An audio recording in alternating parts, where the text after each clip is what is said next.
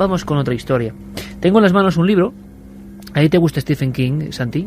Me gusta muchísimo. Yo también me he traído otro libro, luego lo comentaré. Como debe ser. Porque... King, el rey. Sí. ¿No? No, la verdad es que te puedo asegurar, y puede sonar poco pretencioso decirlo, pero si hay un escritor de ficción que me ha influido a mí, tanto en mi manera de ver el arte de escribir como en muchas otras cosas, ese es Stephen King, sin lugar a dudas. Pues qué suerte tienes, porque siempre estos son como amores a veces a destiempo, porque yo, por ejemplo, Stephen King había leído un solo libro. Vamos a hacer una cosa, ahora lo cuento, se llama Mientras escribo. Recomendable total, difícil de conseguir, me imagino, creo que lo editó Plaza y Janés. Amigos, esta noche ahora, además de ver recomendaciones, así que lápiz y papel. Mientras escribo, la historia de Stephen King. Y es curioso, nunca he leído yo una novela todavía, me lanzaré enseguida, de Stephen King. He leído 2 ensayos sobre el terror y sobre cómo escribe. Y me quito el sombrero, o sea, sin duda alguna. Solo hace falta un libro, el que tengo en la mano, se llama Danza Macabra, 1980, para darse cuenta de lo que es un genio, el talento, ¿no? Y asombrarse ante el talento y como es tan superior al de uno, en vez de sentir envidia, en vez de sentir empequeñimiento, en vez de sentir lo que muchos sienten en la mediocridad, sentir maravilla, ¿no?, de que alguien sea tan increíblemente irradiador de magia, como es Stephen King. Javi Pérez Campos, nuestro querido amigo, es un fan de Stephen King. Fue el primero que me puso en la pista de Extrañas Profecías. Buenas noches, compañero. Buenas noches, Ícaro. Sé que estás muy contento. Traes hasta un dibujo misterioso de Stephen King, luego me lo cuentas. Mira, vamos a empezar de esta forma. Bueno, tú lanzabas otra propuesta a los oyentes, creo, ¿no? Sobre, son tan leídos y tantos los libros de Stephen King que podíamos hacer un sondeo de cuáles son los que más han impresionado a la gente.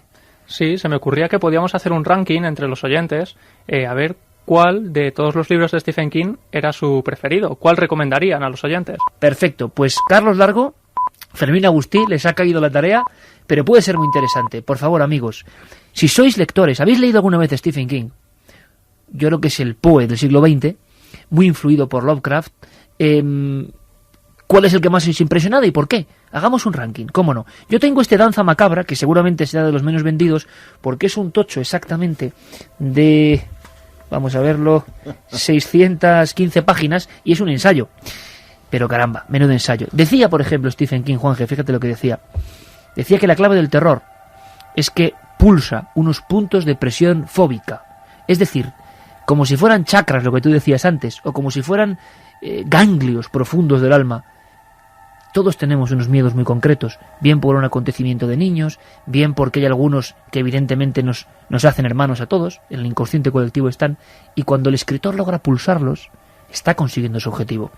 Dice, a veces, Stephen King, estos puntos de presión, estas terminales del miedo, están tan profundamente enterrados y a la vez tan vivos que podemos topar con uno como si de un pozo artesiano se tratara. Claro, ya un tipo que escribe así, dice, aunque los sueños inquietos del inconsciente colectivo pueden cambiar de década en década, la tubería que se hunde en ese pozo de sueños permanece constante y vital. Esa es la verdadera danza macabra, sospecho yo. Esos momentos extraordinarios en los que el creador de una historia de horror es capaz de unir la mente consciente con la inconsciente mediante una idea poderosa. Decía Stephen King en otra cita que no os voy a leer, voy a decir de memoria, que a él le daba mucha pena cuando se encontraba con personas adultas, no niños, que considera otro mundo maravilloso, y le decían aquello de yo no leo cosas de terror, ni veo películas de terror, porque todo eso no es verdad. Y decía Stephen King, me da mucha pena, porque primero ha abandonado completamente al niño mágico que tenía dentro, y segundo, no es capaz, como si fueran unas pesas tremendas, de levantar el tremendo peso de la fantasía. Los músculos de su imaginación, decía Stephen King, los músculos de la imaginación de tanta gente, ya están irremisiblemente atrofiados. Absoluto rey del terror.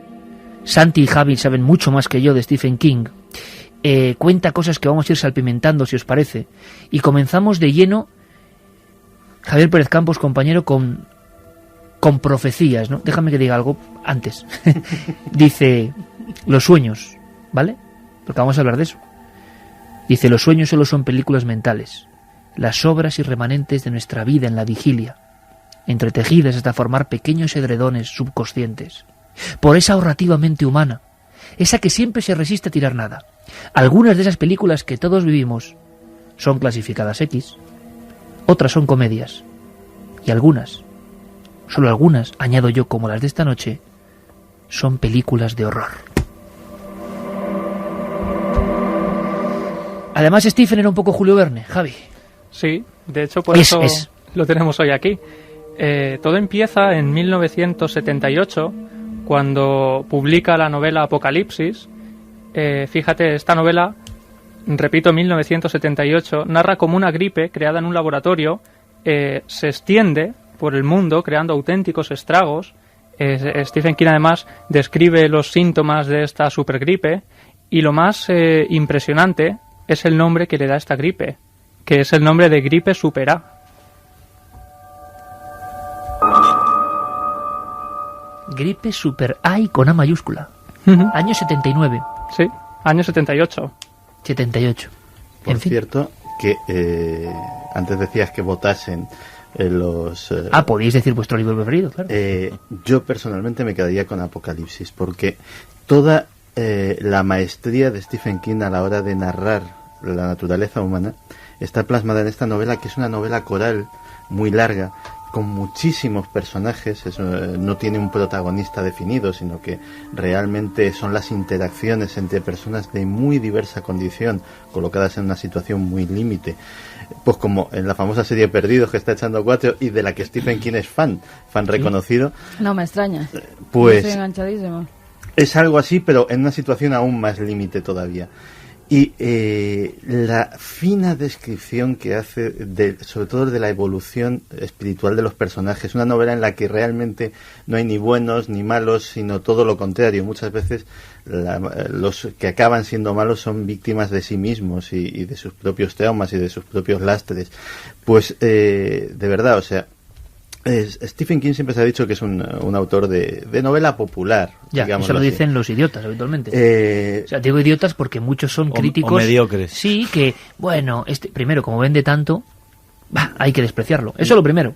No te gustos, oye, cada uno puede tener su opinión sobre si le gustan o no. Bueno, Pues pero que Stephen King ha sido muy, muy, muy atacado, y él lo ha comentado muchas veces, por cierta parte de la crítica, no por cómo escribe o no, sino por tratar el terror. Cuidado, no digo gustos, digo, por dedicarse al terror ya era un escritor de segunda. Pero él, de hecho, incluso muchas veces se defiende de esos ataques diciendo que no hay que estar todo el día comiendo bistec y que siempre viene bien de vez en cuando una hamburguesa. Pues fíjate que, como mucha gente, pues también he leído a los clásicos, lógicamente. Pero la descripción, eso, de lo más íntimo, de lo más inconfesable muchas veces de la naturaleza humana que hay en ese libro escrito por una persona que también ha tenido una sombra, que ahora contaremos, y una peripecia por el desierto bastante importante, está al nivel de muchas que son indiscutibles obras maestras de la literatura, pero que lógicamente pues han contado con el beneplácito de académicos y críticos mucho más que Stephen King. Si Stephen King hubiera vendido 6 ejemplares, 75, sería un maestro. Si hubiera hecho 2 libros en vez de no sé cuántos, Javi, ¿cuántos creo que son? Actualmente sí, 300 millones de libros ejemplares vendidos. Claro, es que eso algunos no pueden ni soportarlo, es superior a ellos, Vamos con más cosas a conocer este personaje, porque tiene mucho que ver con la pura profecía. Tienes incluso documentos, Javi. Sí, bueno, el dibujo que os he presentado antes era algo que actualmente se está cotizando por internet. Es un autorretrato de Stephen King y se cotiza, ya te digo, por así decirlo, entre unos $2.000 y $3.000. Es un autorretrato como un garabato realmente. Muy a lo Picasso, por así decirlo, para que la gente se haga una idea. Y sí. Vamos a hacer una cosa. Vamos a escuchar un corte de una película que sobrecogió a muchísimas personas. Antes, un libro de Stephen King, Javi. It, sin duda alguna. Yo me quedo con Apocalipsis, por lo que ya me he extendido demasiado contando. Yo, Danza Macabra. Yo, para mí, Maleficio, con diferencia, porque además Maleficio es un libro que penetra en lo más terrorífico que puede haber, y es en lo invisible y lo que nadie puede creerse, que es una maldición. Además, el leitmotiv del libro es simplemente 2 palabras: más delgado. Y además va en función del desprecio que hace la sociedad norteamericana, igual que la europea, a los gitanos. Entonces hay una barbarie que se comete contra los gitanos, y un señor al final de un juicio muy mayor, un gitano patriarca harapiento. La llevaron al cine, creo, también, esta película, No lo sé, Maleficio. es que Sí, hace poco. recuerdo la escena de una forma perfecta. Sí, sí. En ese juicio donde la condena es completamente injusta, ya que una persona atropella a un gitano y no tiene ni que ir a la cárcel ni nada. Entonces simplemente este señor harapiento y viejo pasa al lado de esta persona, pasa al lado de 5, y a cada uno le dice uno, y a él le dice, le da en la mejilla, le roza la mejilla con un dedo y simplemente le dice con ese aspecto harapiento, sucio, viejo, le dice, más delgado. Y Carmen, creo que es lo único que queda aquí por descubrir Stephen King, ¿no? Todavía te has lanzado, o leíste mientras escribo, ¿no? Sí, no, yo he leído Carrie, por ejemplo. Ah, Carrie, es verdad, que es la primera, ¿no? Sí, Realmente, sí, claro, Carrie claro. sí que la leí. No lo sabía. Sí, bueno, hay muchas cosas de mí que no sabes. Una historia que tenía que ver con su hijo pequeño, un atropello, cuéntanos. Y ahí aparece otra profecía que además está a punto de hacer perder los nervios de su esposa de forma definitiva, ¿no? Sí, y además esta es una de sus novelas también más autobiográficas, porque Stephen King vivió en una casa que estaba pegada a la autopista y detrás también tenía un cementerio de animales donde se enterraban a las mascotas que morían atropelladas en esa carretera. La novela es tal cual, os lo estoy contando ahora mismo. Entonces, está escribiendo esa novela y resulta que sufre un accidente brutal que lo deja noqueado durante bastante tiempo. Es su hijo, que está a punto de morir atropellado por un coche también en esa carretera. Finalmente él consigue salvarlo, consigue salvar a su hijo, no ocurre nada, pero su mujer, Tabitha, cuando está leyendo el manuscrito de Cementerio de Animales, dicen que al terminarlo termina llorando y diciendo que esa novela no debería publicarse. Es la misma mujer la que creo que sacó el manuscrito de la papelera de Carrie, porque el propio King, Santi, o no confiaba en el libro mientras escribo, que es como una Biblia que tendría que tener todo el que le ha costado algo escribir. ¿Ves la descripción? Yo recuerdo así a bola pluma, Santi, una que en fin, Stephen King no tiene dinero, son $40, no tiene dinero para una medicina que su hija tiene que tomar, si no me equivoco, para la nariz o el oído. El oído, para una infección la niña grave está que tenía. llorando, la mujer está llorando, él tiene que escribir y no tiene dinero. Y es el momento en que ve que se va todo al garete, ¿no? Y creo que la mujer tenía tanta fe en él, que en ese ambiente que estamos imaginando, qué sencillo es criticar a King o decir que hay que verle a Stephen King ahí, ¿no? Ese manuscrito de 400 páginas o 600 páginas es la propia mujer, que es el personaje que está atrás de esta historia, la que lo recoge, le dice no lo tires, y se convierte en un éxito de millones de ejemplares, ¿no? Sí, porque Stephen King es un genio, pero Tabitha King es una santa, o sea, y siempre y siempre ha sido precisamente ese pilar en el que se ha apoyado una persona con una personalidad no precisamente equilibrada. En aquel momento Stephen King trabajaba en una lavandería industrial, cobrando un sueldo de $60 a la semana, que si ahora es poco, entonces pues tampoco era una gran cosa, ni daba para mucho. Y colocaba relatos en diferentes revistas, sobre todo revistas para hombres, en Playboy, en Penthouse, este tipo de cosas, que le daban un pequeñísimo plus, tampoco aquello se pagaba demasiado bien, y él quería escribir su gran novela. Algunos manuscritos anteriores se los habían rechazado, y cuando culminó Carrie, todo ese desánimo un buen día se le vino completamente encima, y literalmente salió de su caravana y lo echó al contenedor. Fue Tabitha la que en persona lo rescató de allí, la que le convenció para que lo enviase a su editor, y la que tuvo fe en una novela que ni el propio King tenía. A las pocas semanas de publicada, ese autor que había estado acostumbrado a adelantos muy pequeñitos de $1,000, de $2,000, recibió una pequeña cesión, una primera cesión de derechos para el libro de bolsillo de $400,000, y decía que lo primero que se le había ocurrido en esos momentos de alegría y de confusión fue salir corriendo a comprarle un secador a su mujer. Una tremenda historia humana, pero trufada de más profecías, Javi, más profecías. Hay quien dice, y hay muchas, hay quien dice que imaginó y escribió o describió casi el 11 de septiembre. Y de hecho se le ha preguntado también por ello en varias entrevistas, a lo que él ha respondido jocosamente que él no tenía nada que ver con todo ello. Pero sí es cierto, en la novela El fugitivo se describe en un momento de la novela cómo un avión se estrella contra una gran torre, y la descripción que hace sobre todo aquello es que evoca a las imágenes que todos hemos visto y que tenemos grabadas en la mente sobre ese fatídico día, sobre el 11 de septiembre.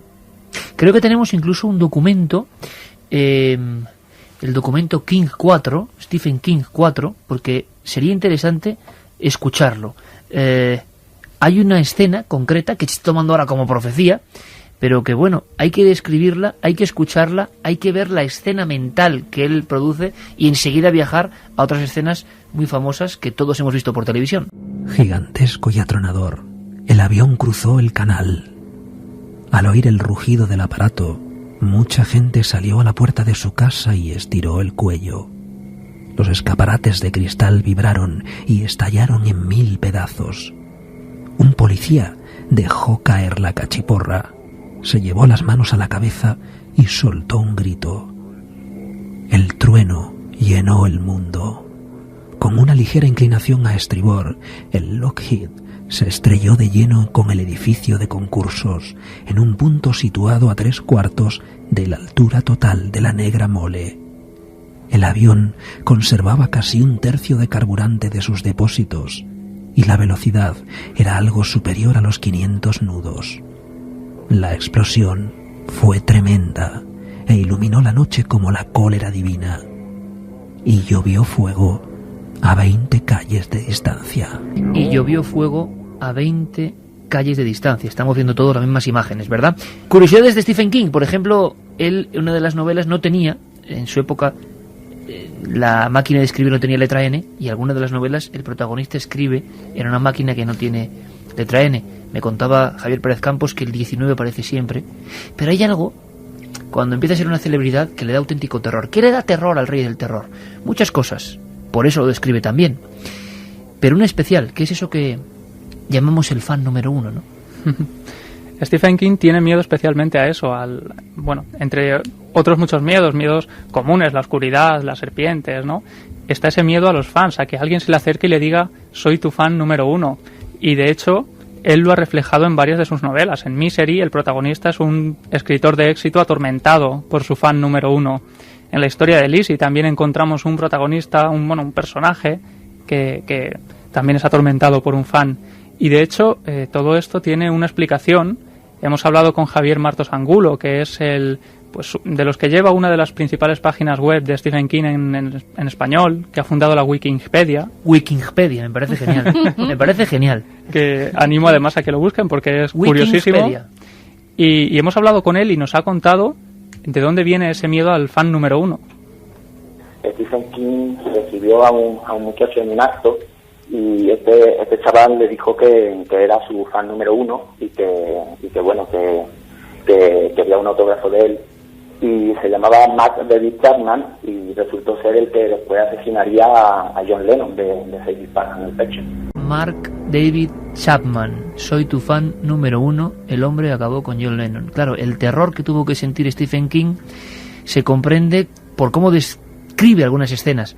Lo imaginamos en Maine con su camisa de cuadros, vagando por el campo. Sufre un accidente que es una de esas anomalías, ¿verdad?